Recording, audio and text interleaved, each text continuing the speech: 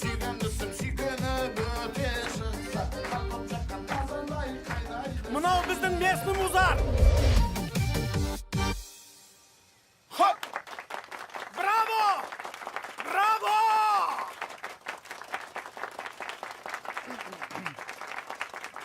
Браво! Вот деньги на новую аппаратуру. Районның әкімі риза болды сендерге.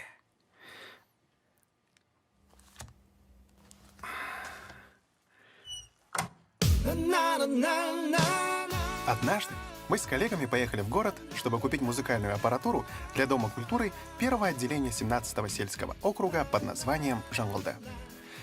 Дорога дальняя, поэтому давайте знакомиться. Я, наверное, до города посплю. Это Толик. Толик — боксер от Бога. По крайней мере, так считает он сам. Ну, не знаю. Болды. Бокс тастап кеткен жалғыз қазақ сен емессің. А его старший брат Кыргызбай Ага, ну, который художественный руководитель нашего ансамбля, думает иначе. Өнерді өлтірмейді. Қасымда боласың.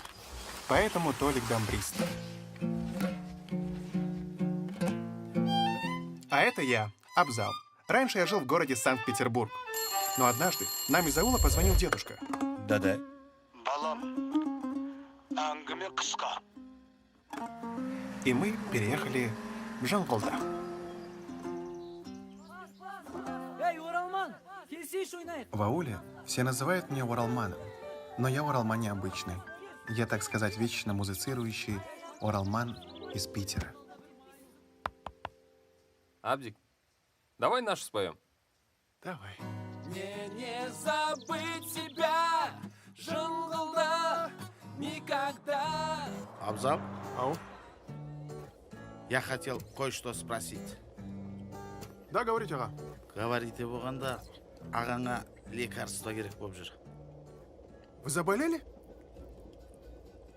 Жоқ. А? Ну, как бы сказать. Ну, мы люди творческие, кішкене шабыттанып жүру керек, деген сияқты. Показывайте по рекламе.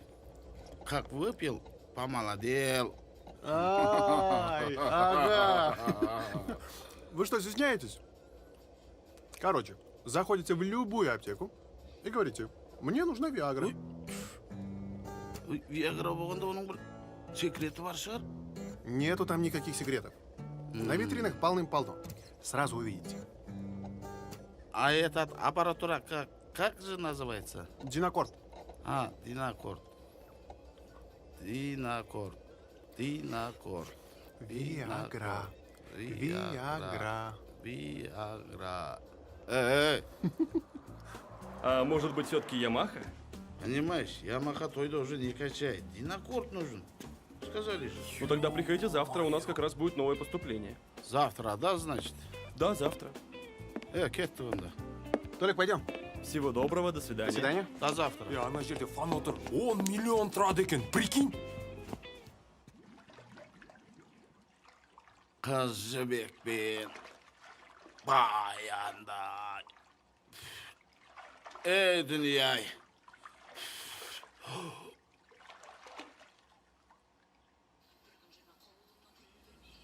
Эй, джакузиңді көрдік.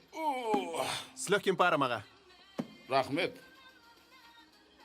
Слушай, всего лишь на 5000 дороже. Но зато шикуем. Это же эти, как его? Братан, контрольный сетті. Стопудово сегодня гуляем.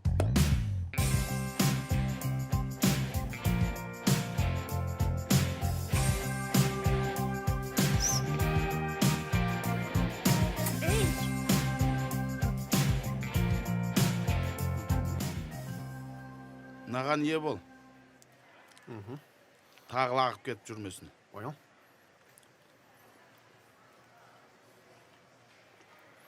Че там, братан, не іздеп жүр? А, напиток один. Пиво, что ли? Ешь давай. Ой, айтсайшы. Ешь.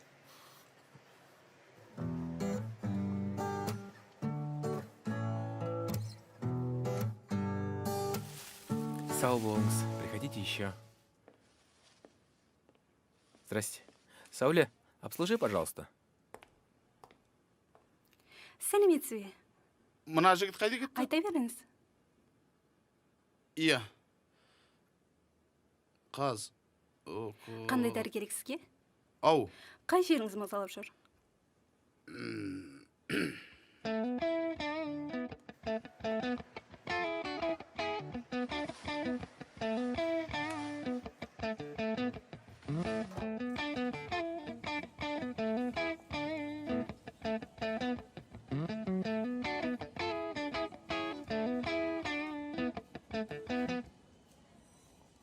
Автомат? Нет, ага, это фотки печатать. Шығармайтындар жоқ. Ага, автоматы уже давно убрали. Убрали? Да. Значит, автоматов нет. Почему нет? Есть. Где? В Копчегае. Сейчас все туда ездят играть. Копчегае. Копчегае.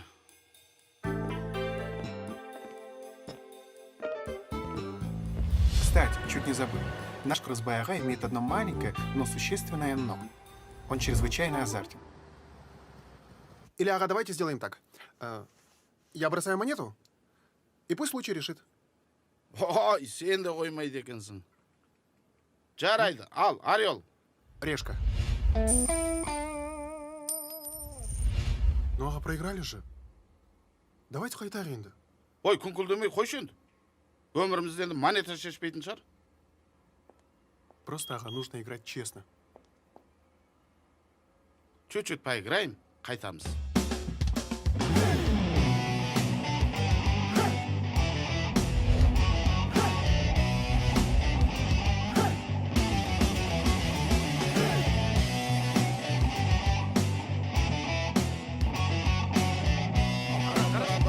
Может, в покер поиграем?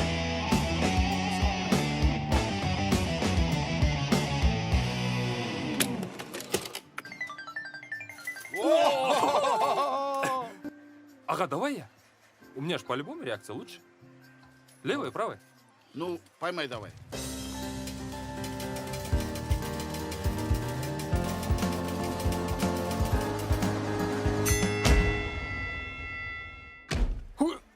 Блин, опоздал. Бокс додосы. Үнемі опоздал. Үнемі нокаут. Кетші бар. При чем тут вообще бокс? Ага, может, давайте вместе қайтайық сразу же. Абзал не болды? Не, ну, Чай іше тұрыңдаршы, кішкене. Чай ішіңдерші. или давайте максимум час, и потом қайтамыз. Жақсы.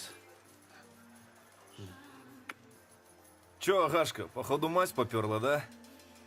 Там везет сегодня. Тварь.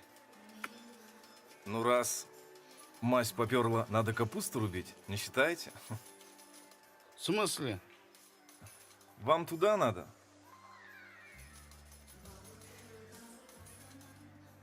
А что там? Там по-крупному можно выиграть. По-крупному болғанда. Входняк сколько? Нормальный входняк. Просто так не пускают. жүрсің сен де мені де ойлай берме. Что-то автомат не дает. Таусылды ғой деймін.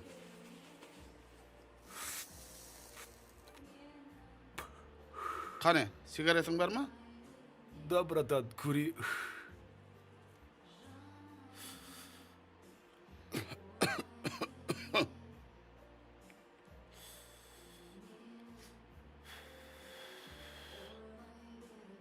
Әлде рулетка дұрыс па? Бірақ бейш жерде коэффициент аз ғой. Я смотрю, Агашка, вы игрок со стажем, матерый. Покурили косячок и походу бодрячок. Да, Агашка? Қой, қол суытпай барайық. Эй, я тебе реально говорю, здесь жить можно. Походу, я сюда на работу устроюсь. Как ты думаешь? А? Агашка где? Извините, Здесь Агашка сидел. Вы не заметили, куда он ушел? А, да его, походу, торкнуло. Он сейчас может быть где угодно.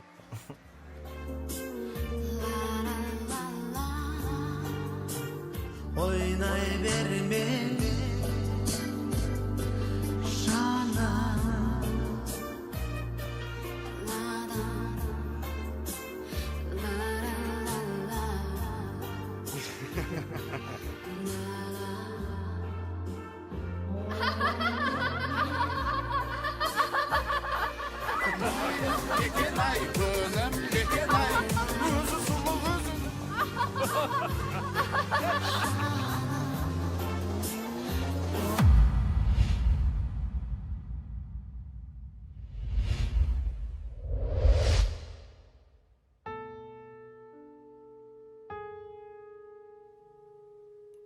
Кон қанша?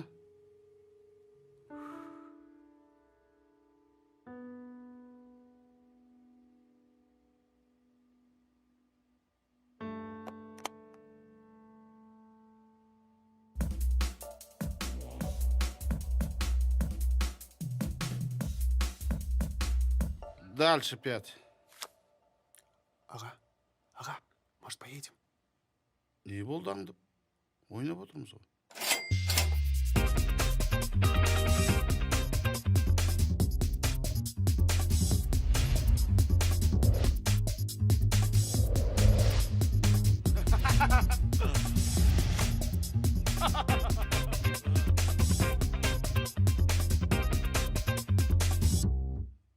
Штука.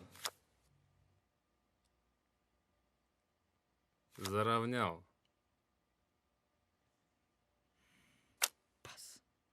Угу.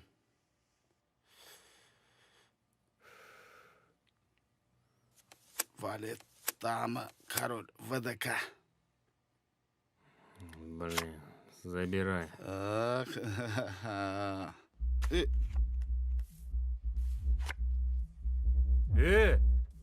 Ты чё? Берега попутал? Ой!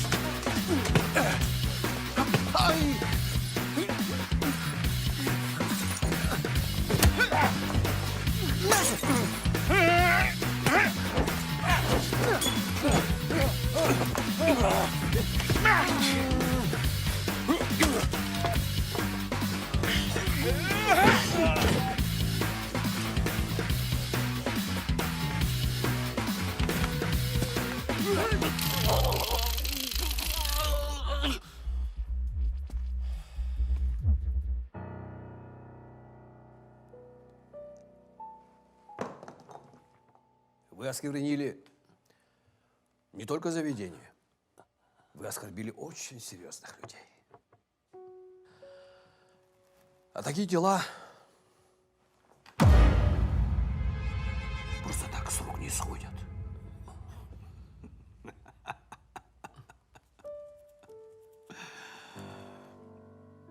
В жизни всякое бывает.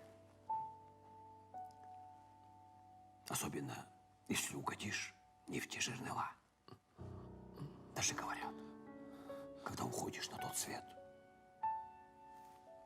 нужно уходить без долгов. 100 тысяч долларов! Это сколько получается по нынешнему курсу? При чем тут курс? Валить надо! А паспорта? Ага, в конце-то концов, сейчас уже не 90-е. Давайте просто в полицию заявим и все. Полиция? Ну? Полицияны құтқармайды ау. Неге құтқармайды, аға? Ой, картежный долг болып тұр ғой. Енді мы же предупреждали, ага, не надо, не стоит туда ходить, девши. Қорықпаңдар, ойнамаймын, сөз берем, аға. Насколько я знаю, это ваши слова были. Или это Толя говорил? Солай деңдер. А что стоим тогда? Пожалуйста, есік ашық. Если реально посмотреть, қораға кірген сен ғой. Жап аузыңды. И кетсек кеттік. Сен де кет. А чё? Оралман. Бар.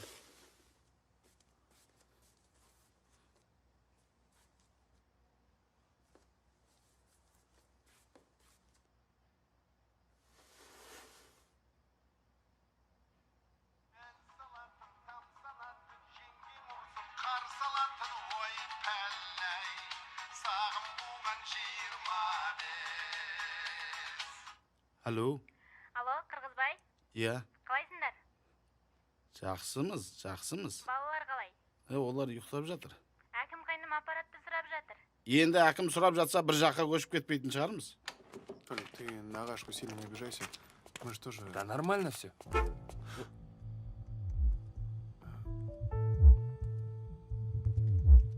Стоять!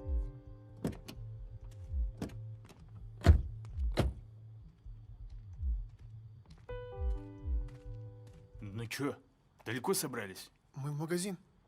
За хлебом. Ну пойдем вместе сходим. Ну-ка иди сюда. Сюда иди. Харнашма, братишки. Ну чё, боксер?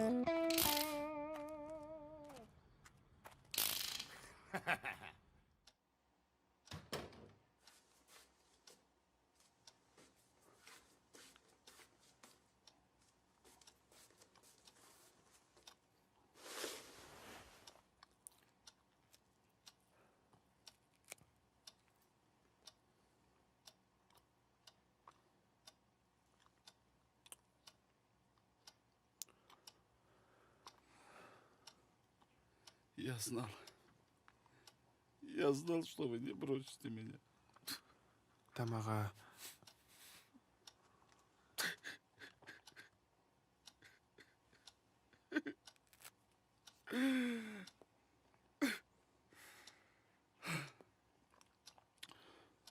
Жеңгелеріңіз звондап жатыр.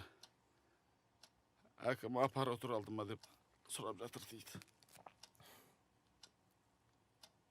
Может, это тупо скажем, что деньги потеряли? Ей, потеряли болғанда әкім датап ақымақ емес шығар. Ойланып сөйлесіңші.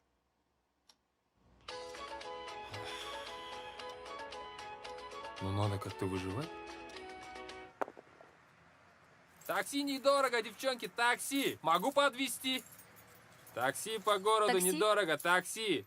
Да? Абая Фурманова 600. Ақса ғой штука. Чодан брат, кеттік па? Ну, Ахсай так Ахсай. Извините, сестренка. Просто деньги нужны.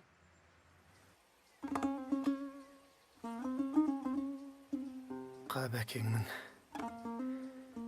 Ақмақ болғанымда я. Алғашқы клиентсіз, жолыңыз болды. Көз ашып жұмғанша жеткіземіз қазір. Ой, болыңшаға уақыт жоқ. Поехали. Ну, как говорится, welcome. Братчикілер, мынаумен қайтып апарайын деп тұрсыңдар мені? Прикинь, ножом проткнули. Ножом? Или алдап солап алып қашайын деп жатсыңдар ма мені, а? Подожди, а? Төртеуінде жарып кетті ғой мыналар, а? И кому тут жить надоело, а? Это явно они сделали.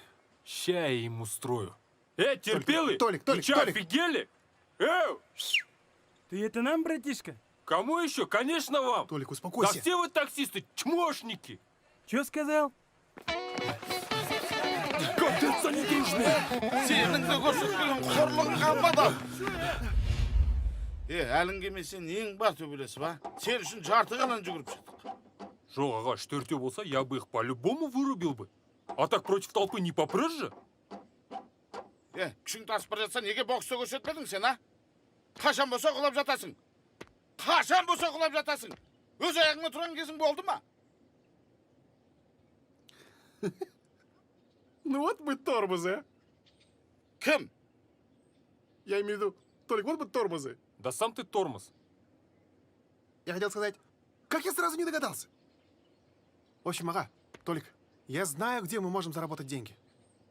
И? Ресторан! У нас уже есть свои музыканты, и мы не нуждаемся в ваших услугах. Нет, не нужны нам музыканты. Біздің өзіміздің диджей бар. А что музыкантам делать в нотариусе? Как нотариус? Вот так. Здесь нотариальная контора, а вход в ресторан находится с другой стороны. Теперь твоя партия.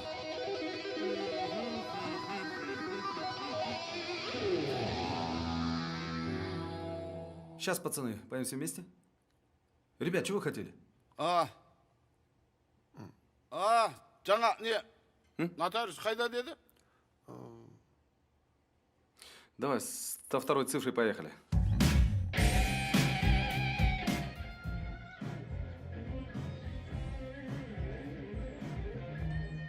Байқадың ба?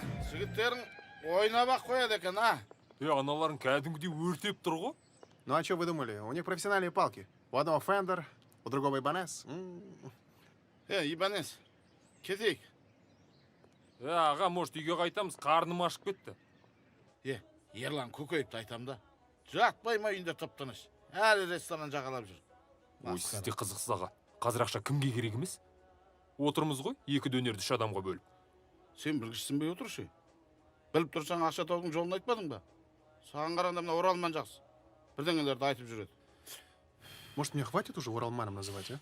Мне кажется, уже достаточное время пришло, чтобы я уже своим стал. Жаман оймен айтып тұрған жоқпыз ғой. Просто привычка. Просто я... А что ты напрягаешься? Нормально же? Кстати, давай я тебя буду называть не Оралманом, а Ореке. Сам ты Ореке, понял? Ага, ну чего постоянно? Чай қыш.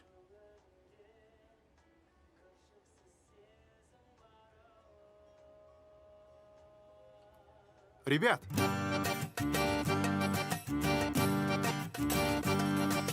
Sen yürgen yermen yürgüm kiladu.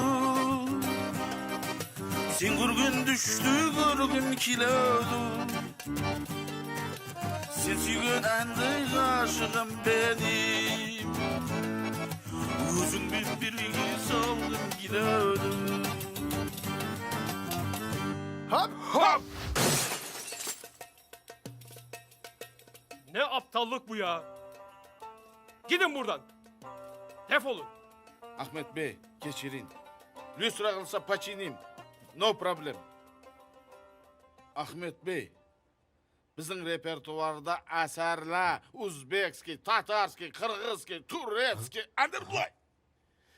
Türkçe biliyorsun yani. Yani? İyi bakalım. Mustafa, İbrahim, Tarkan.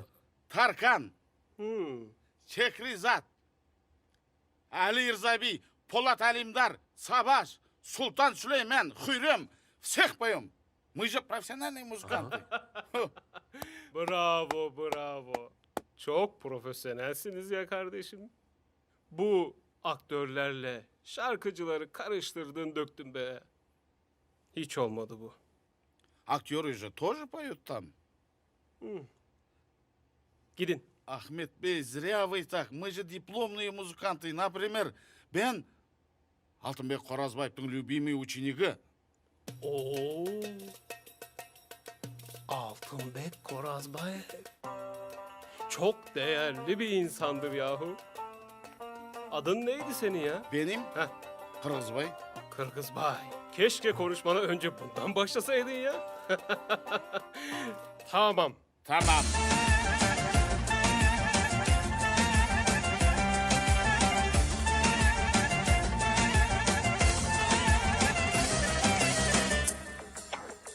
Yüreğimin Tanrı vergisi şişin. Bir mutluluk hissettin sen ben için. Bir kaşımı veriyorum sen için. Mutluluğumsun sen benim.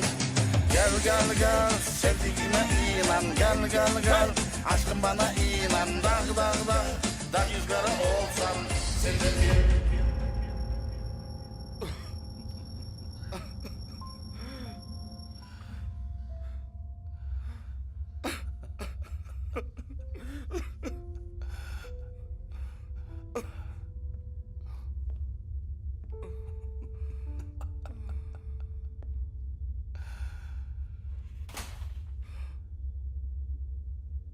Этот не успел вовремя рассчитаться с долгами. Всего на 2 дня опоздал.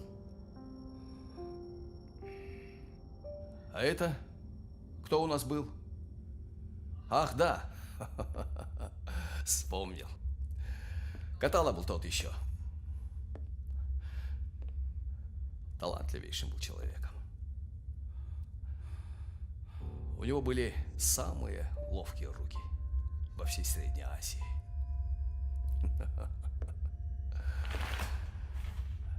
А этот ижарайт мұның саған керегі қанша? Ал мынау сенің тұяғың менің галериямның көркін аша алмайды. Ну что поделай, закон есть закон. John! Özlem! Tamam akşamı!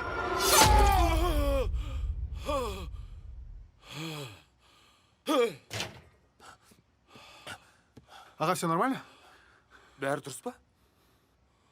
Ақшаны тезірек табу керек. Ну, я здесь рядом.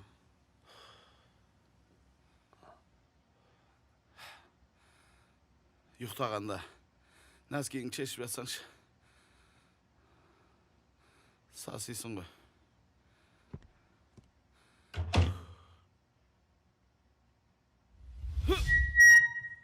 Құрметті меймандар! Добро пожаловать в кафе «Донер» господина Ахмедбея! Следующая песня звучит для вас! Ай, кейін ақша, не істетпейді десеңші. Nasıl? Kızlar güzel mi?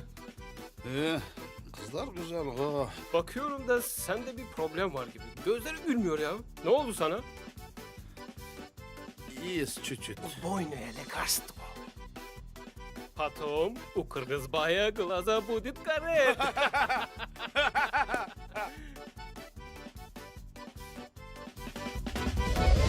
Yüreğimde yaşayan kendimi de hayalim Şükretin şanını dünyada yayarım Göklere bakalım yıldızda sayalım Çok yıldızın içinde sen yoksun bakarım Там, походу, Луина сидит, а пан Козьме жеп барат. Что-то она взрослая. Чё? Или она пополнела? Эй, типок, ты куда смотришь? А куда? Вон она! А, точно, Луина. Uyusan da ben seni uyuyanda görüyorum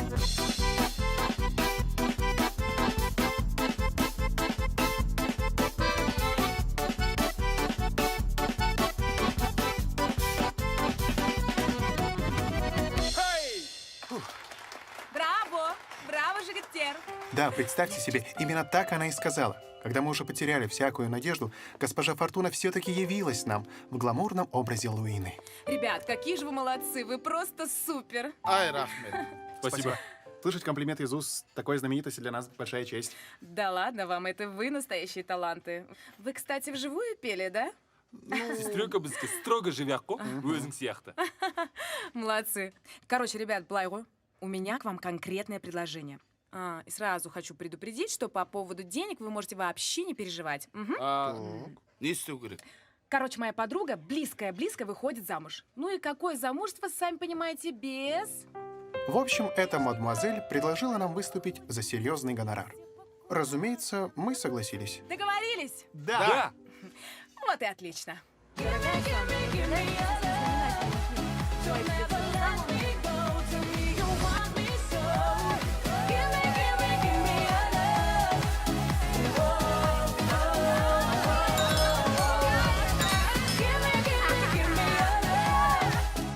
Ну что, ребят, готовы?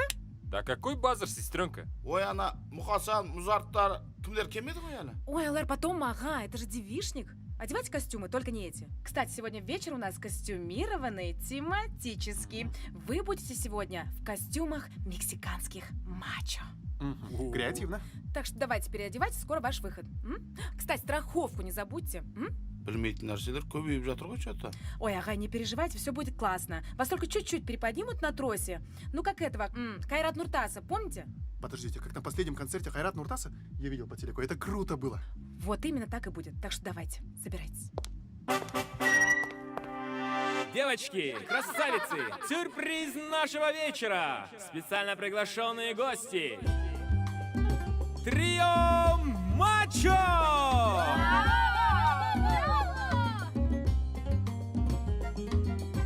Поехали.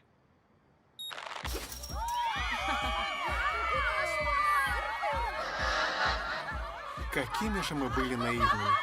Оказалось, что Луина пригласила нас только ради прикола. Какой девичник без стриптиза. Прими с любовью, моя милая подруга. Поздравляю. Ё-моё, позор. Да, не говори. Bu zaman ne болып кетті десеңші. Сосын Төремұрат, сен бір жаққа шыққанда неге тұрсың киіп шықпайсың? Да постирал я. Когда мы с аула выезжали, вы же не говорили, что надолго задержимся? Бәрібір пармен болу керек қой. Абзал, сен қарап жүрсең болатын еді ғой. А я тут при чем? Қайдан білейік, аппаратты алғаннан кейін үйге қайтамыз деп ойладық қой? Ой, жаңа аппарат алайық деп қылғылдап қоймадыңдар ғой. Не болды ал? Не болды? Қарып қолындар ма? $100,000 қарызбыз. Жоқ Алматыға тұрсүйіміз жуға келіп бедік.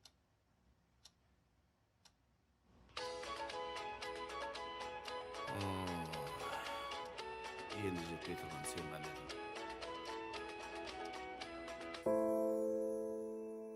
Узнав, что мы без разрешения унесли инструменты и костюмы, Ахмедбей не на шутку разозлился. В итоге даже калитка дверной для нас захлопнулась.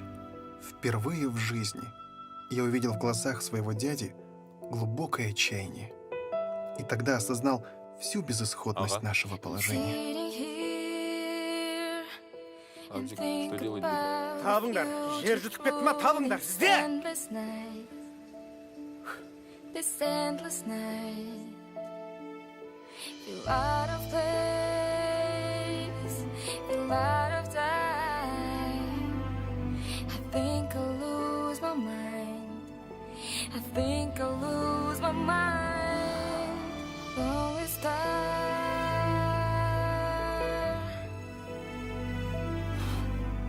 lonely star.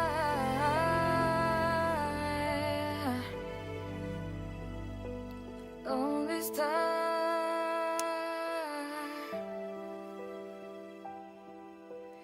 only star.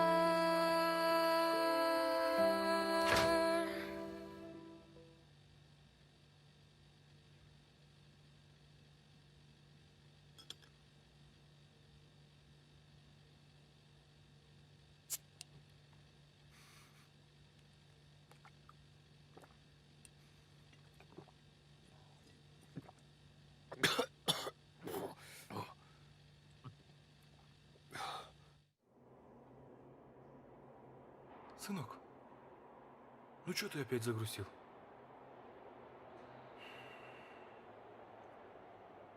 Запомни, даже если очень трудно, никогда не сдавайся.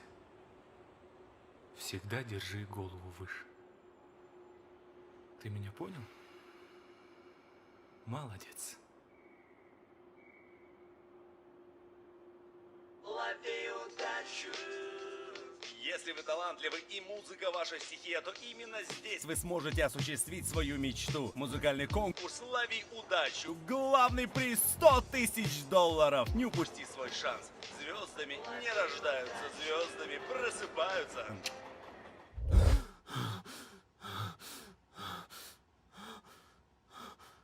Нифига себе.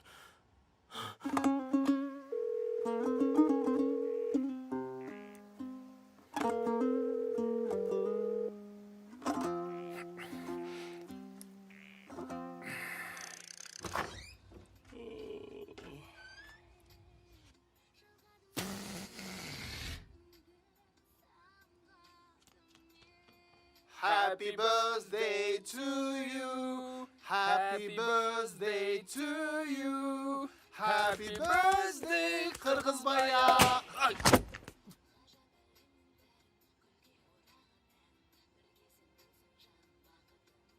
Рахмет.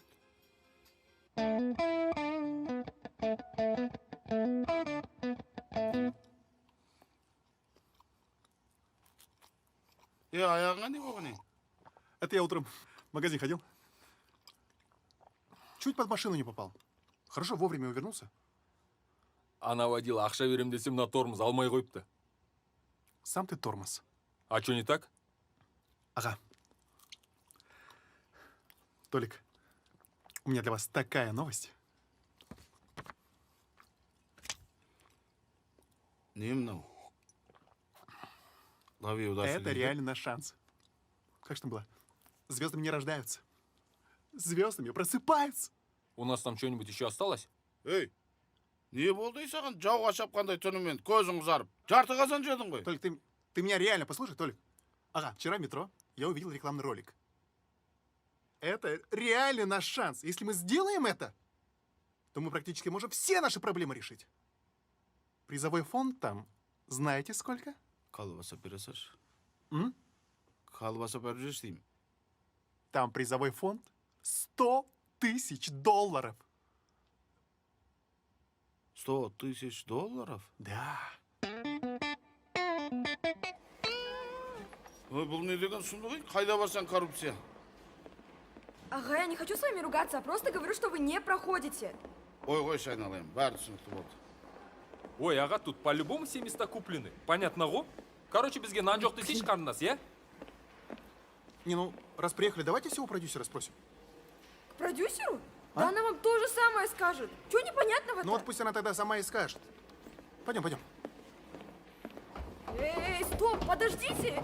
Эй, вы куда? Оказалось, что продюсер конкурса умеет достаточно корректно, уверенно отшивать незваных гостей. Во-первых, ребята, вы с таким репертуаром далеко не уедете. Во-вторых, вам нужен презентабельный вокалист. А лучше вокалистка. Возможно, тогда у вас появится хоть какой-то шанс. Но на это уйдет столько времени. Обойти эти музыкальные колледжи, консерваторию. Может быть, есть другие варианты?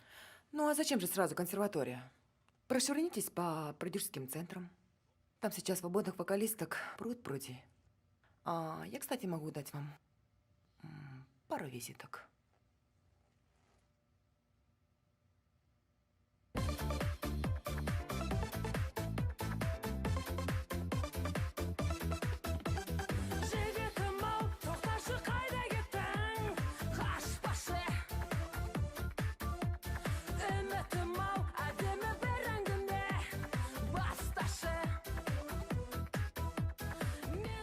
У нее необыкновенное богатое нутро.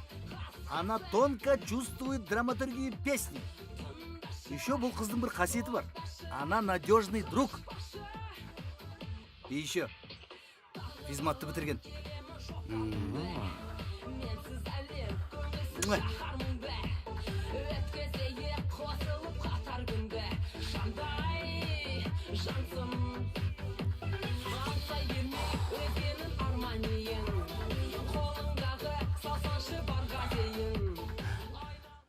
Міне? Баранина нога запеченная от чепора. 7 тысяч. Күйген дүние күйіп кетсін. Арасында тұрсап тамақтанғанда жөн. Схожу-ка я в одно место. А у нас вот деньги с девичника остались, да? Конечно. Экономим же. Еркек деген ертеңгі күн ойлап жүру керек. Правильно, ага. Полностью согласен. Мы просто с Толиком как бы немножко... Ну это Толик все. Молодые, тем более еще в городе, никого не знаем. Ну и смогли бы вы нам дать $100. 100 долларов? Угу. Зачем? Ну, мы хотели как бы это, с Толиком пожарить чего-нибудь. О, мінекей. Жарениден как раз жареный келді. Ал, ыстықтай алайық. Нет, ну ага, я же не это имел в виду. Просто мы хотели бы с Толиком насладиться вкусом сладкой клубнички со сливками. Клубника, сливки демей. Айтсаңшы, не керек? Короче, мы взрослые люди, поэтому давайте я сразу прямо скажу. Мы хотим с Толиком снять...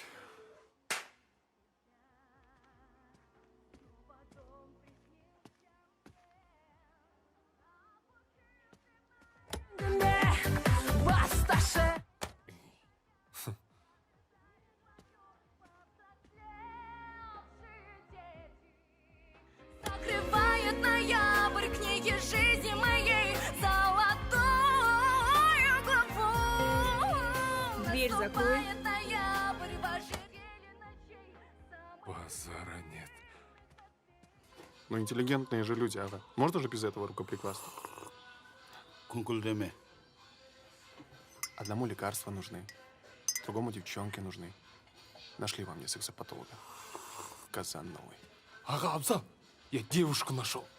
Әбден құтырайын деген екенсің. Не, ага, вы не поняли, я про солистку говорю. Вокал. Эй, Ортор. Как раз то, что мы искали. Чё сидим? Пойдем.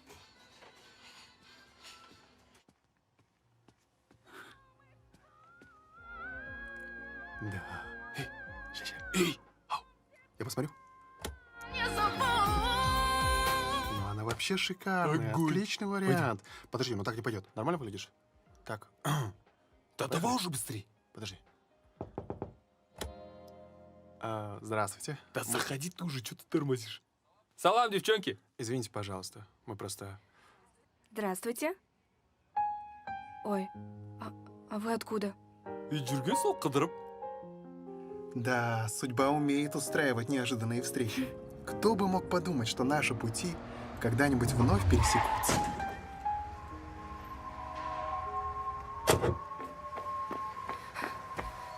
С вами все в порядке? Блин, простите, пожалуйста, мы ехали, я вас не заметила. Давайте я вам скорую вызову. Вам плохо? Эй, вы меня слышите? Эй. Да. Если бы я знал, что у тебя такой красивый голос, я бы тебя тогда не отпустил бы. Ага. Значит, внешность моя не заслуживает должного внимания. Ну, спасибо. Ну вот говорил мне Хрузбайга, не умеешь делать комплименты, не делай. Кстати, как нога твоя? Да бог с ней, с ногой. Тут как бы жизни не лишиться. Чего-чего? Да это долгая история. Ну, я никуда не тороплюсь.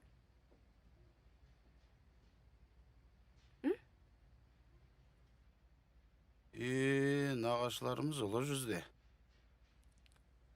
Да. Леха и в Африке Леха. Тема, я? Вот такая вот история, Аружан. Ужас какой. Блин, не завидую вам. Да. Слушай, может быть, я чем-нибудь смогу помочь? Ты? Угу. Ну, если честно, ты бы нас очень выручила. В противном случае нам просто... Капец! Аружан, уже час ночи, поехали, а? Чего вы так долго с ним общались? Она оказалась отзывчивым человеком и пошла нам навстречу, несмотря на то, что ее отец строго запретил ей пить, считая, что шоу-бизнес – занятие не для серьезной девушки. Но чтобы отец Аружан не узнал, как всегда гениальный Хрызбайга нашел выход. И вообще проблема жоқ. Парк кигізіреміз, киімін өзгеріп жереміз, ешкім танымай қалады. Я баяғыда есіңде ма? Человек болып мен киініп, ешкім танымай қалып еді ғой. А? Это... Слушай, ну серьезно, вот зачем тебе все это надо? Ты ведь знаешь, как я люблю петь. А это может быть моя последняя возможность. Тем более папа не узнает. А мне кажется, здесь просто кое-кто очень сильно втрескался. А? Любовь, морковь тут ни при чем.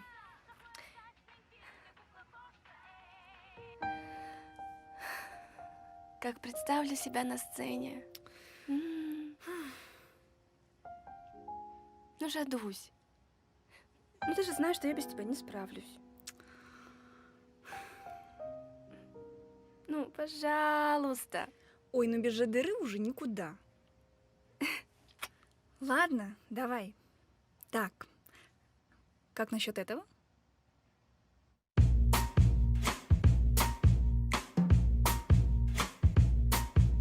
Жалынатқан жанарыңды жүрегіңнен қатқан ұнаттым мен бірақ күннен көңіліңді сыр жатқан елеңдеттің тыңдаттың өлбіреген үніңмен сен мен Ахмед Би, клиентов совсем мало. Их надо найти. ұнайды маған еркелеткен сөздерің ұнайды маған жалын атқан көздерің ұнайды маған бір өзіңмен сырласқан. Ты чё? А? Совсем сдурел, что ли? И раз, два, три. Қайда келе жатырсың? Да вы издеваетесь, что ли? Все, я так больше не могу. Чё ты понтуешься? Ладно, жүрші. ұнайды маған еркелеткен сөздерің ұнайды маған жалын атқан көздерің ұнайды маған бір өзіңмен сырласқан ұнайды ұнайды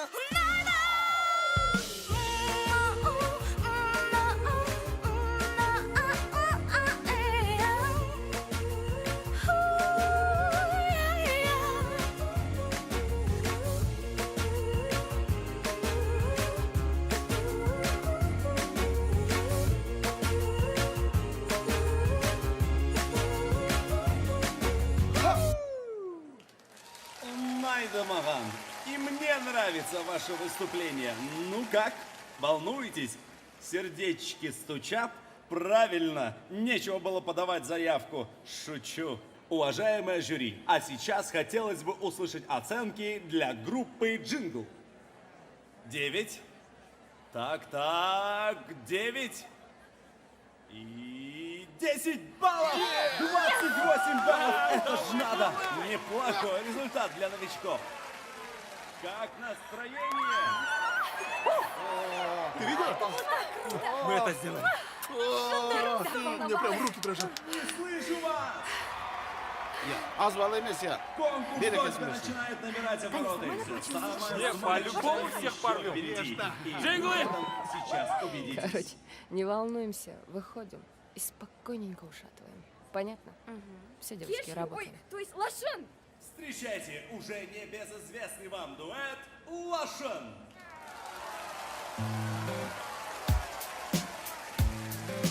күндер жаңғырар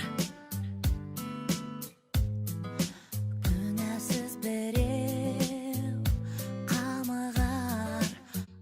Прикинь. А? Ты не поверишь, кого я сейчас видел. Ай, асыл жансың ай, ғашық жаным ай, айдың нұрында. Ай, ай, ай, ай, ай. Грандиозно, феноменально, потрясающее выступление.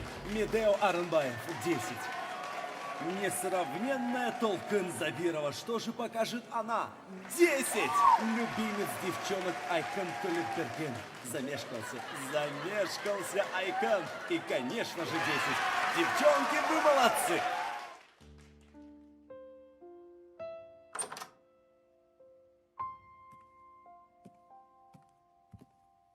Ассаламу алейкум.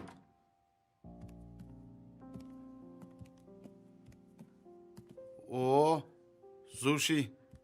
Дәмді болсын.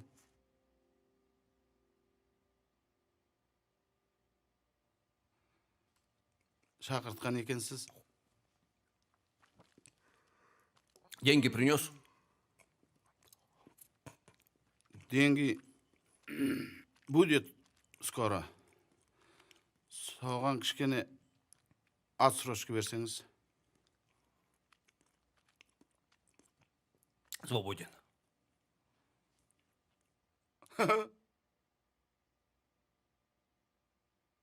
Я, когда первый раз видел вас, сразу узнал, что вы очень добрый человек. Сіз очень мейірімді. Сіз очень сондай жүзіңіз жылы.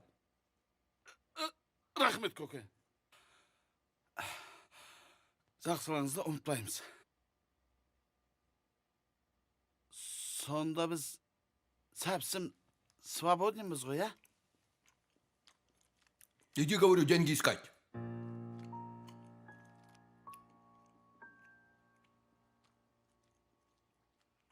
Деньги будет. Это говорю вам я. Қырғызбай.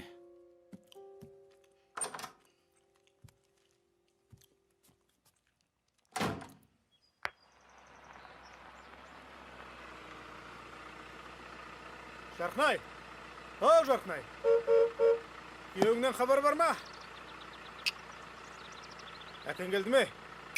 жүгермек. Үлкен кісіге дұрыстау жауап бермейсің ба? Ой, мынау! У них это, вся семья такая. Кеттік.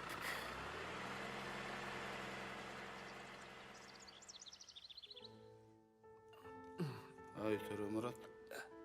Ау. Бергеш.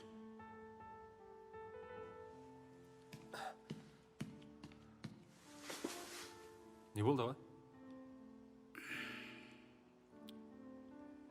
Әкемізден қалған еркек кіндік екеуміз ғана. Артымнан ерген жалғүйрығымсың. Саған айтпағанда кімге айтам? Аға, айта беріңіз. Жағдай күрделі болып тұр ғой. Жағдай оңай емес. Жеңгеңді, үйдегі іні қарындастарыңды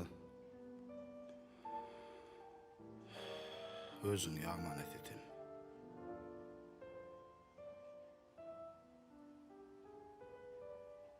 Аға, қаладан тоқалтау болдыңыз ба не? Капец. Сегодня еле как отпросилась. Видела бы ты лицо нашего куратора? Блин, я бы не хотела его видеть. А я, кажется, знаю, кого бы ты хотела видеть. А я про твоего Толика молчу. В смысле? Жадуся, потанцуем. Да, Толик. Дура. Та-та-та-та-та-та-та-та-та. А что скажешь? Нет?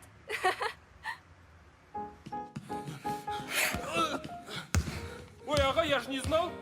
Я думал, что вы реально тоқалку нашли. Сол тоқалса мен, сенен ақыл сұрайын ба? Сенімен ақылдасам ба мен? Санасыз. Не бір шаруаға ебің жоқ, не бір сөз ұқпайсың. Шалалықтың не бір шегі болу керек қой. Шегі болу керек қой, итай. Күйдіргай. Постановка, конечно, супер, но есть дела и поважнее. Ребят, спешу вас обрадовать. Сегодня к нам приезжает зарубежный специалист. Между прочим, из Украины. Короче, представьте, что это единый организм. И важно правильное функционирование каждого органа. Ага, представьте, что у вас не работает печень. Печень шаршағалы қашан. Ну, вот так же и здесь. Например, СПМ, специалист по работе с массовкой. Вроде бы невелика птица, а нет. Он управляет публикой. Вся энергетика зала в его руках.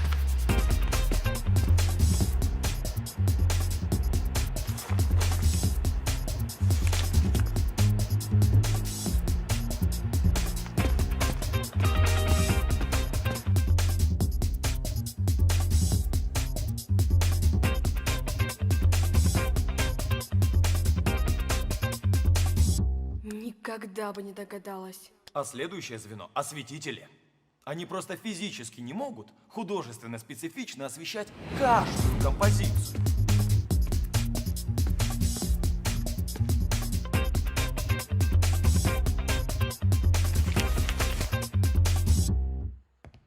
Как говорится, коммуникабельность – залог успеха. Не, ну все понятно. Где мы столько бабла-то возьмем? Толик, вы не беспокойтесь. Я сама все решу. И потанцовку, и все остальное. Жоқ, қарындасым. Осы жерден тоқта. Судың да сұрауы бар дейді. Біз үшін шығындалып жатырсың. Здесь я согласен с Кыргызбайга. Ты и так сильно потратилась. Значит, как я понимаю, от моих услуг вы отказываетесь. Ну что ж, как говорится, колосок не дозріє, доки сонце не зігріє. Решайте сами. Тәуекел бір мәнісі болар. Абзал.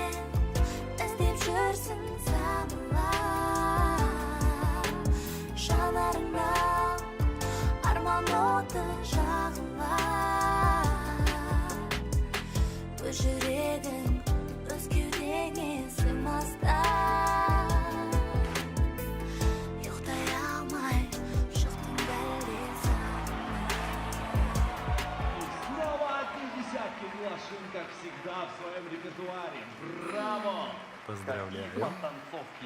Наши лидируют. Ну еще бы. Вот что значит профессионализм. То, что некоторые... Самый, пожалуй, загадочный коллектив. Быстрее, пошли! Видео из глубинки. Ну что ж, встречайте. Ага, Аюхса, балпаңдама, тез болыңшы, пожалуйста. Жарқынай! Байың табылды ғой? Аман бекен? Аманың не? Қалада ән айтып жүр екен. Кеше телевизордан көрдік. Алматының әншілері ішіне қосылып кетті. Адресін білесің бе? Нет ничего, что бы могло нам помешать. И в этой любви ты не прольешь слезы души.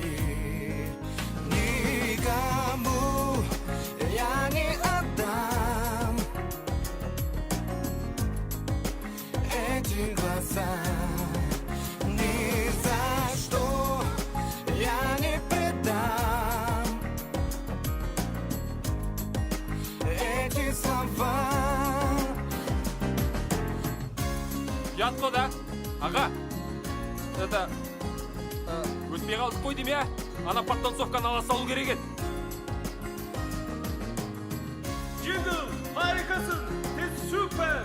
Yanındayız. Destekliyoruz. Ne oturuyorsunuz? Kaldır.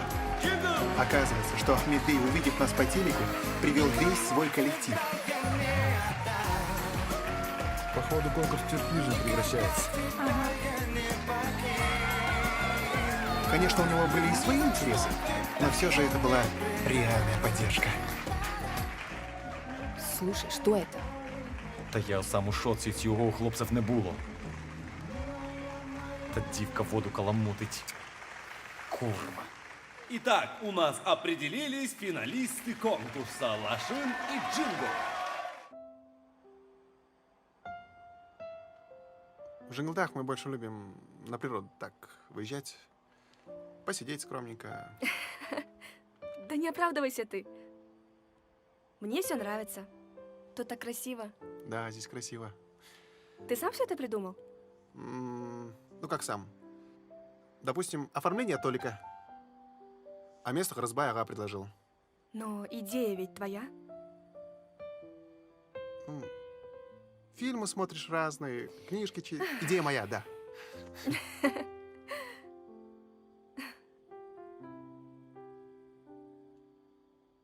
Знаешь, как-то в детстве мы с братом отдыхали у бабушки с дедушкой на даче.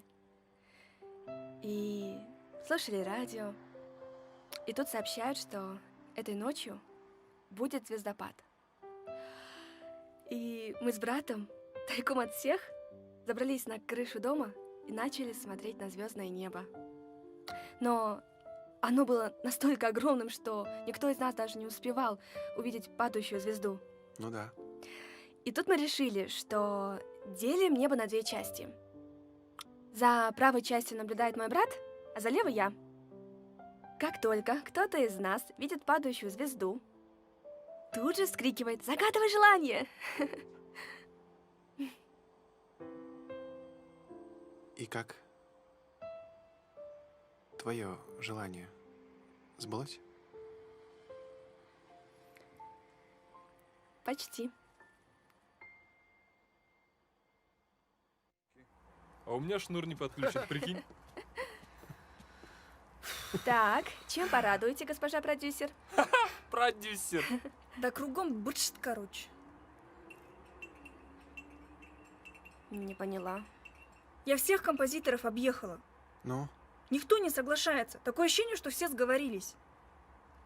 прям всех? Ну, по крайней мере, тех, кто был доступен. Ну, а что тут непонятного? Это Лола хорошо постаралась. Не, ну я как чувствовала, что это Лола нам где-нибудь еще, но подножку поставит Айтюр. Да нет, друзья, такого не может быть. Вы что? Абзал, ты просто наивный. На мир смотришь в розовых очках. Bu Алматыда арманға жету деген қиын екен ғой. Точно, вспомнила. Арман! Арушка, помнишь, на Тое у нас тамада был такой, Арман? Да-да-да, который то толстеет, то худеет. Да-да-да, еще по жизни торопится куда-то. Ну, пожалуйста, ну хоть немного своего времени уделите нам, а? Ну, пожалуйста. Машина подъехала. Ну, пожалуйста, вы нам очень нужны. Ну, вы же наша последняя надежда. Вы думаете, что я не хочу? Да вот честное слово, с удовольствием бы помог. Но у меня самолет. Ренжминстер. Еще раз, ага, спасибо вам за выделенное время. Ең болмаса керек емес деген бір әніңізді беріп кетсеңіз де болатын еді. Аға, онда ән жазбаймыз ғой біз. Ну, конечно, ага, вы тоже такие вопросы задаете. Телевизордан көргенде осылардың жап-жақсақ адамдар. Бұл шоу-бизнес дегеннен құртады екен ғой. Оказывается, композиторы реально круто живут. Походу, я тоже начну песни писать, а? Сен алдымен өзіңнің аты жөніңді дұрыстап жазып аш. О, Динакорд, прикинь. Да.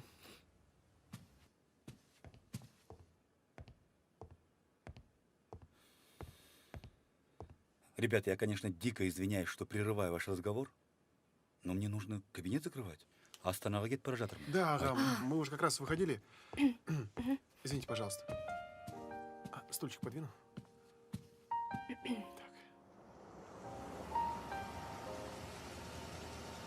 Ребята, если честно, я уже давно слежу за вашим творчеством. У вас, вот увидите, все будет хорошо. Просто будьте самими собой. Поехали.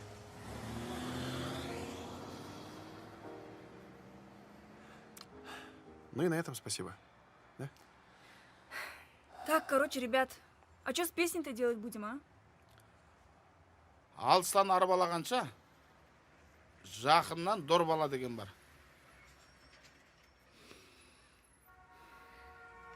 Как говорится, хочешь сделать хорошо, сделай сам. Да, Абзал? Да. Что? Чтобы...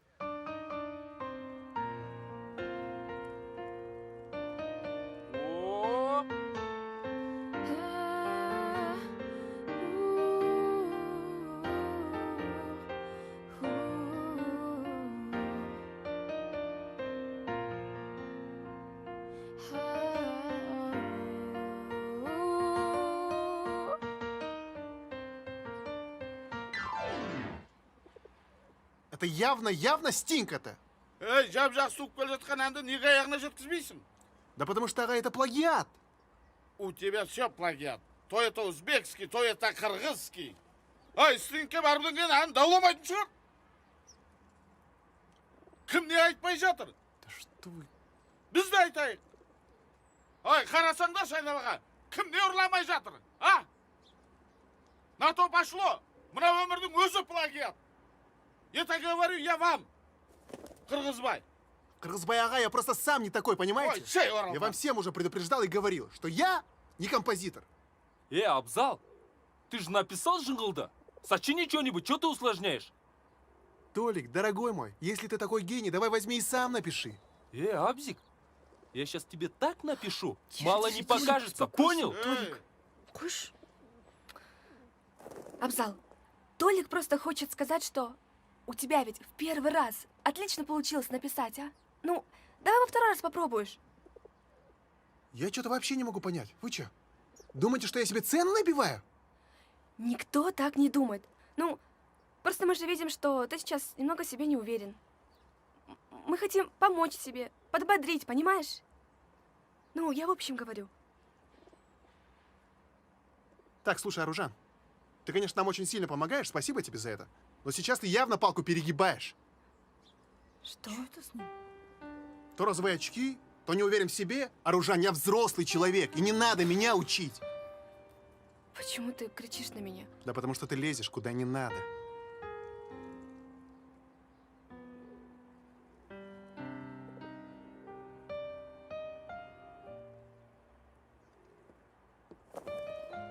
Аружан, стой! Зря ты так.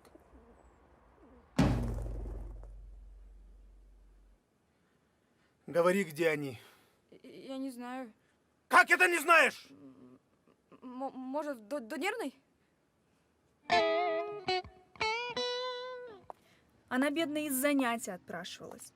И от отца пряталась. А все лишь бы вам помочь. А Абзал, блин, дурак. Я тоже что-то его не понял. Да его нет-нет, надо на место ставить.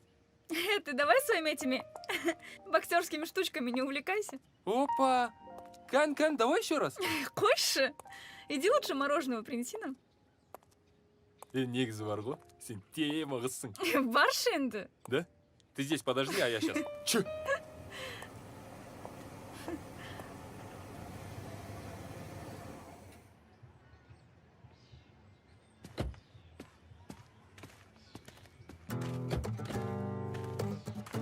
Ну, здравствуй, Жадыра.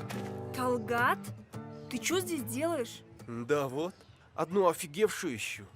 Звоню, не поднимает, домой не приходит, на все забила, обо всем забыла, а? Слушай, тебе что надо? Вали отсюда. Я же тебе сказала, что между нами все кончено. Слушай сюда, Жаконя, это я буду решать, понятно? Я. Пойдем. Руку убери! садись в Отпусти машину, меня, я сказал. больно! Эу! Отпусти. Чё? Не понял. Это что-то типа новый бойфренд, что ли? Это у тебя бойфренд, а у нее парень, если что. Понял? И, короче, меня это достало. Талгат, стой! Толя! Стойте!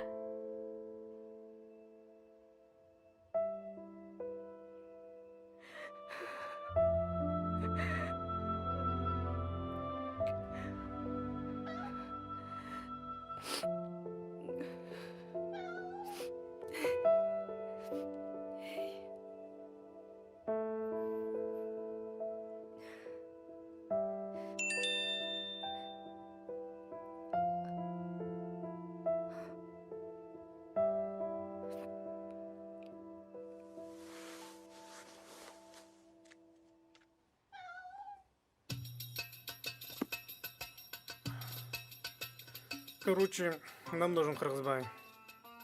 Где он? Куда вы его спрятали? Kırgızbay, efendilerime söyleyeyim, burada yok. Hem siz kimsiniz de gelip buraya hesap soruyorsunuz? Kimliğiniz var mı? Покажите документы. Hemen. Уважаемый, ты ничего не путаешь? Я тебе устрою проверку. Ну-ка покажи миграционный лист. Ne? Hemen.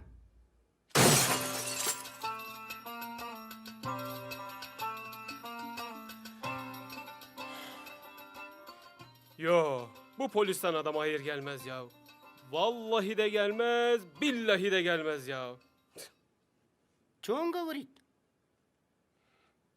По-моему, Кыргызбай жоқ. Да поняли.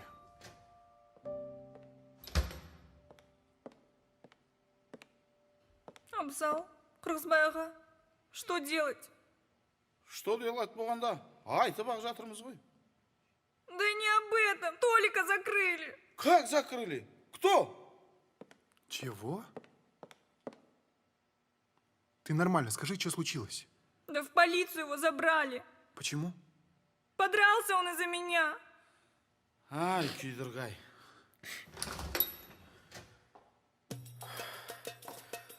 Ах, вот вы где спрятались. Беглецы. Бізді пағалады деп ойлаған ғой. Отырыстар да жаман емес. Конечно, бүкіл ауылдың ақшасын туда-сюда. Нет, вы немножко... Ух ты! Еще қыздар бар ей. Әбеке, мен сізге мән жайды. Болды, хватит. Сал наручникті. Вы арестованный. Руку. Беріңіз қолыңызды. Қолыңызды.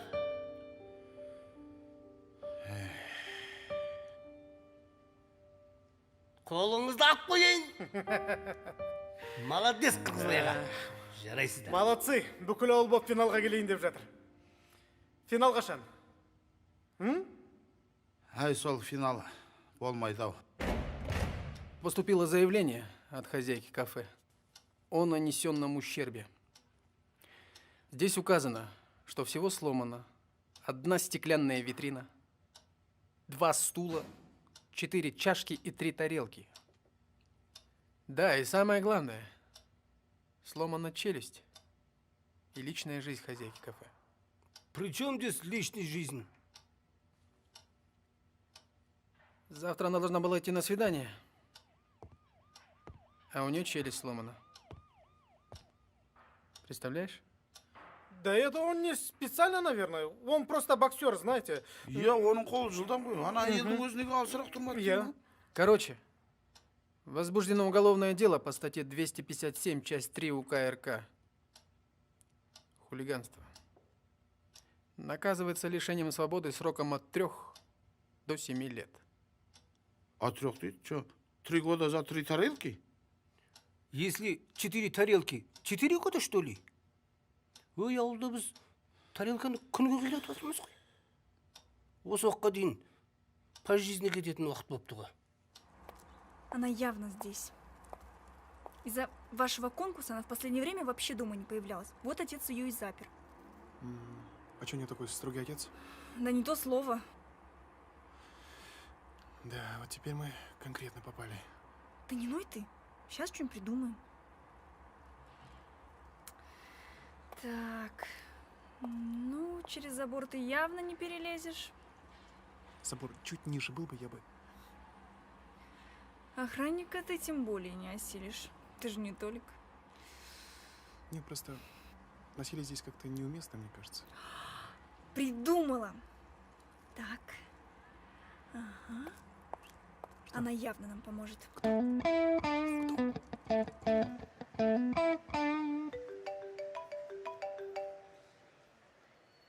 Алло. Привет, Жадаруша.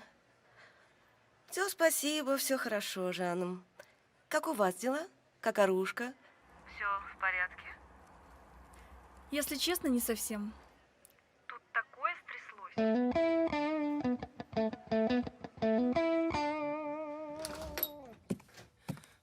Асыке, я только что с больницы. Пострадавшая жива-здорова, кушает как алабай. То, что сломали, возместили. Говорит, шыққан соң сразу заявление заберет. Когда заберет заявление, тогда и поговорим. Ну пойми ты, наконец. У них завтра финал, надо готовиться. Понимаешь? Енді түсінші қазақпыз ғой, не болды соншама? Қазақпыз ғой. Онда бір-бірімізді ұра берейік. Басымызды жарайық давай. Так, что ли? Жоқ, я не в этом смысле. Короче, слушай, мне на обед пора. Завтра приходи. Асыке, подожди. А что мы, если вот так сделаем? Ладно, Жадаруша, я все поняла. Я поговорю с ним. Спасибо, тетя Балым. Yes. Абзал, ты что делаешь? Очень качественный кирпич у вас, хороший. Что устроилось? Что случилось? Что там? Сейчас расскажу. Что это такое? Асыке, бәрі нормально болады. Следственный экспериментке бардым дейсіз, и все. Слушай, помолчи, а? Все, Давай, брат, все. Толик. За мной. Рахмет, братан. Вот ты бандюган даешь, а?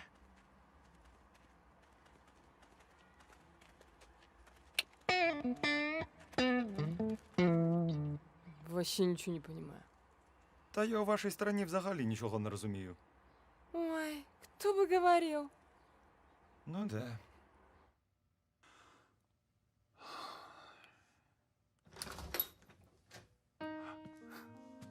О, гримерка құтты. Вот, привезли вашего рецидивиста. А вы переживали? Я же сказал, Джефф.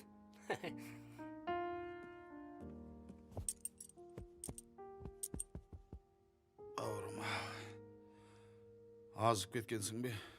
А вы наоборот пополнили, что ли? Қалай, Абзик? Привет.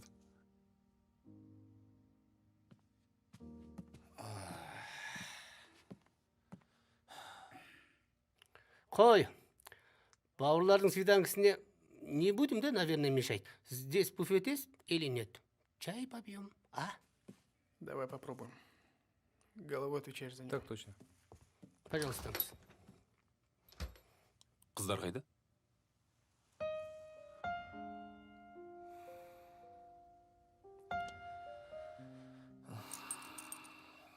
Вот и наступил долгожданный финал конкурса «Лови удачу».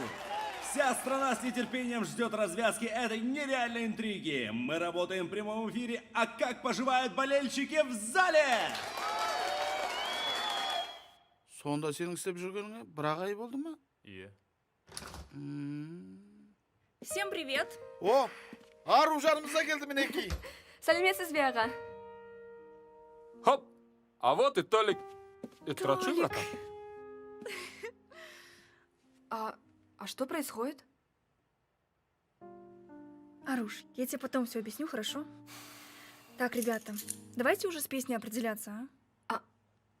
В смысле с песней? Она еще не готова? Не готова болғанда ақылдаспаймыз ба? Осы ғой басымыз жиналып тұрғаны.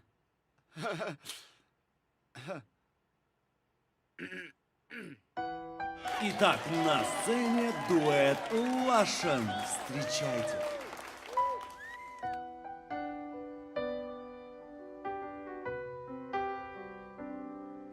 Пьяный ветер, он в руках моих заметил. Весь промокший тот платок в тоске хмельной. Лола, Хватил его это стопроцентно хитяра. Аузың мамай. Ай, мүмкін бірінші турдағы әнімізді қайтадан айтып жібермейміз ба? Жюрилар өзгеріп жатыр ғой. Байқамай қалатын шығар. Не, на первом куплете сразу же остановят. Нам же ясно дали понять, песня должна быть новая, еще ни разу не звучавшая в эфире. За это время могли бы уже что-нибудь написать. А это что за песня? Народная. Жаль. Явно не пропустят. Конечно. Арман Дуйсенов 10. Еркеш Шакеев 10. Алишер Каримов 10 баллов. Ну что ж, действительно, это выступление заслуживает наивысшей оценки. Так, держи.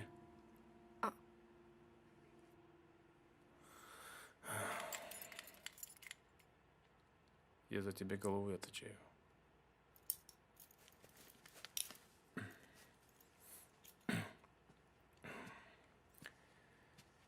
Удачи. Мен залда күтем. Жүрекпен айтыңдар.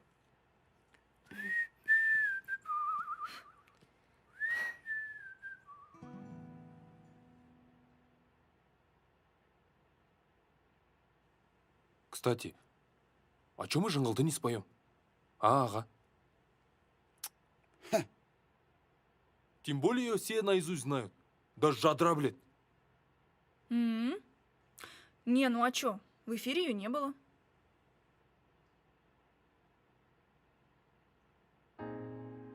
А если ее подать в джаз-роковой манере, добавить бэк-вокалы и в конце уйти на импровиз? Нет, ладно, забыли.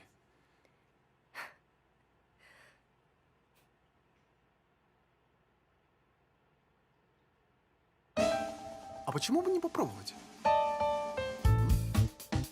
Джингл-дынама. На сцену приглашаются следующие финалисты, чей путь с самого начала был полон интриг и неожиданностей. Не забываем, что победителя наравне с жюри Ну как, готово? определяют и наши уважаемые телезрители. Да, всё То есть, хорошо. Вы поняли, СМС-голосование. Вот это я понимаю демократия. Слушай, Ружан, На я хотел сцене сказать открытие перед нашим нашего выступлением. конкурса. Я вообще давно хотел сказать. Загадочная, непредсказуемая Так, Джимми, вас объявили, судьба что не слышите, что ли? жильцов. Нях, Тусендар! Быстро! Чего вы так долго? Ваш выход! Быстрее, ага, быстрее, быстрее, быстрее, быстрее! Ай, мына қызды қоймады-ау. Туй, шаршатты мені мына конкурс!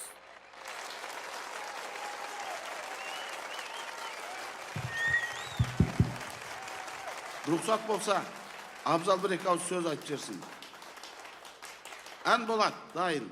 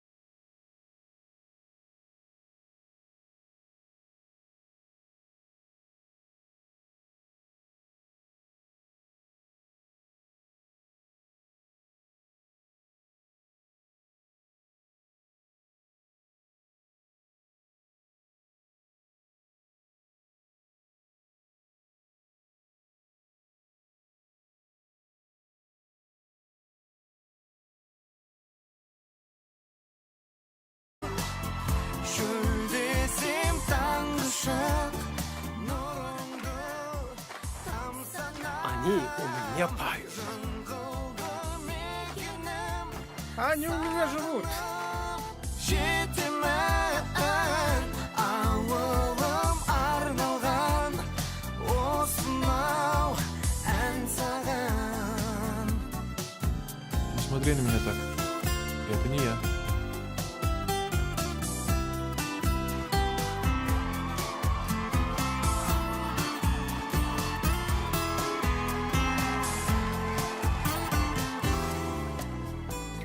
Прости.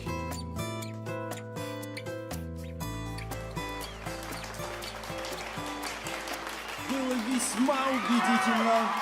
Но что на это скажет жюри? Итак, ваши оценки. 10 Ерике. 10. 10. Вот это да! Давайте же посмотрим предварительные результаты.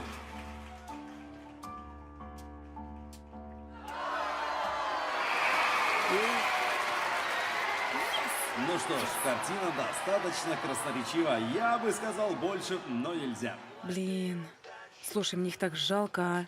Дорогие Капец телезрители, они напоминаем невезучие. вам, что вы все еще можете изменить ход голосования. Слушай, дай мой телефон, пожалуйста. Мы буквально в шаге от финиша. Можно начинать обратный отсчет. Остались считанные минуты.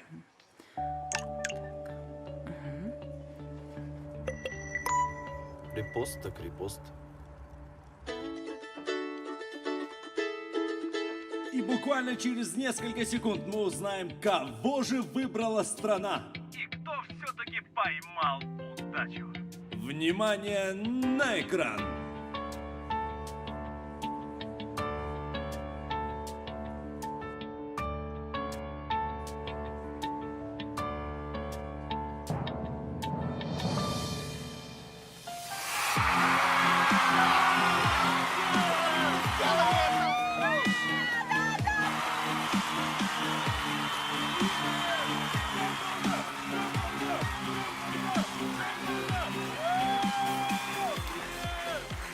Мы стали свидетелями беспрецедентной ситуации. Победителями конкурса «Лови удачу» становится группа «Джинго». Я же вам говорил, самое главное это быть самими собой. Поздравляю. Это была грандиозная победа, которая с лихвой окупила все наши страдания. И мы наконец-то рассчитались с нашим основным долгом.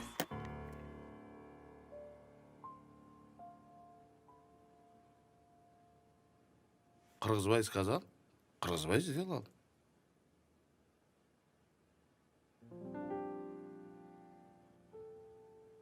Все, свободны.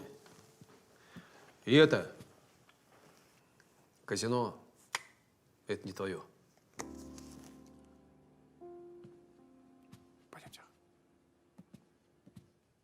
А еще, благодаря вышеописанным событиям, мы с Толиком встретили своих возлюбленных.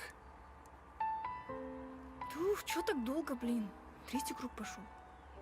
Тормоз. Аружан, с тех пор, как мы вместе, я кардинально изменился. Вообще себя не узнаю. Раньше любого шороха боялся. Боялся? Ну, не боялся, так, чуть-чуть пугался. А сейчас, благодаря тебе, я не боюсь сделать, наверное, самый важный шаг в моей жизни. Аружан,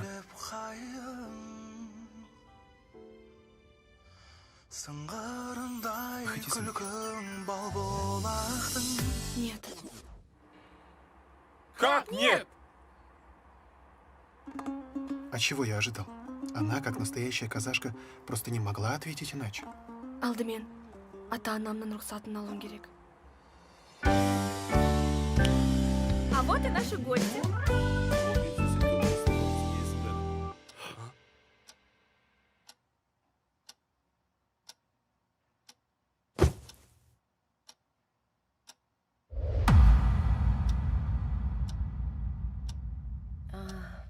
Папасы, қош келдіңіздер, проходите.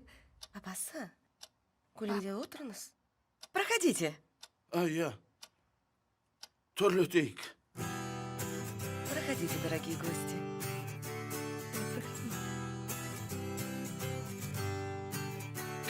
Қырғызбай. Очень приятно. Но сізге. Ну, Қырғызбай, ты даешь. Енді басы қатты болса, аяғы тәтті болады. Наверное, мы должны быть благодарны за все испытания, которые выпадают на нашу долю. И, несмотря ни на какие трудности, продолжать идти к своей мечте. Абзал, пойдем.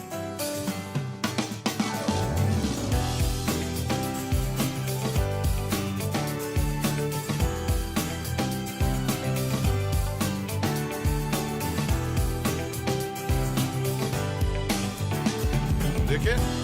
Ау! Динакорд дегенде естуіңіз бар ма? Динакорд. Как много в жизни склок, препятствий и невзгод. Порой не разберешь, где глубина, где брод. Ни шквалом грозных туч, ни скалам горных круч не дай ты погасить своей надежды луч. Пусть на пути земном нелегко иногда, надежду ты свою не теряй никогда. Не отступай, борись до конца, и тогда к тебе придут любовь и успех навсегда. Жастық шақ алдаспан, талпынған талмастан, жарысып мұңымен, шаттығы жалғасқан. Өмірдің бар мәнін ұқпасың ардағым, тек алға бастасын үміт пен арманың. Ай мен күн бақ пен мұң алдыңда, соңыңда қарсы алып тұруы мүмкін ғой жолында. Сезе біл, төзе біл, жеңе біл күресте. Өмірдің бақыты өзіңнің қолыңда.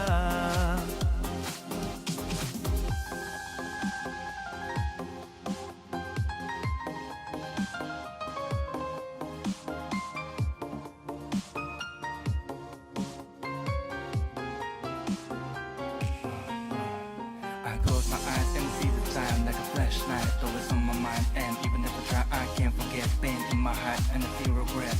Now I would like to go back to when we take us kids back. We grew up and now all I got are memories in my heart. Пусть на пути земном нелегко иногда, надежду ты свою не теряй никогда. Не отступай, борись до конца, и тогда к тебе придут любовь и успех навсегда.